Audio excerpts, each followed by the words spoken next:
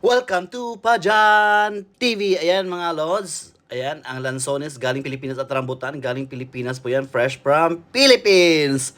Ito yung lansones. Oh, nam, sarap. Manamit nga lansones, lods. Dali, tilawan natin lods ang lansones. Manamit, masarap, masaboroso. Kag rambutan. Ito ang rambutan, lods. So, nakatim ka na ba ng rambutan galing Pilipinas? Ito yung sobrang sarap, lods. Tikman natin ang rambutan.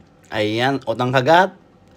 Alam mo, first time ko nakatikim ulit ng rambutan for how many years galing Pilipinas, sa fresh from the Philippines talaga yung rambutan tsaka lansones. So ayan nga lods, ayan parang patay gutom ako dyan kasi first time ko makakain ng rambutan galing Pilipinas sa ilang taon. I think 9 years, oo. Siguro, oo, mga 9 years na. Hindi ako nakakain ng rambutan na galing Pilipinas, ha. Pero yung mga rambutan galing Thailand, kumakain naman ako kasi nabibili ko naman dito. Pero iba pa rin talaga yung tamis ng rambutan sa Pilipinas, tsaka lansones. Ito na nga lansones, titikman natin ulit ang lansones. Ayan. May buto nga lang siya, hindi siya seedless na lansones. Pero masarap siyang, masarap. Kasi galing Pilipinas talaga yan. Salamat nga pala sa nagdala nito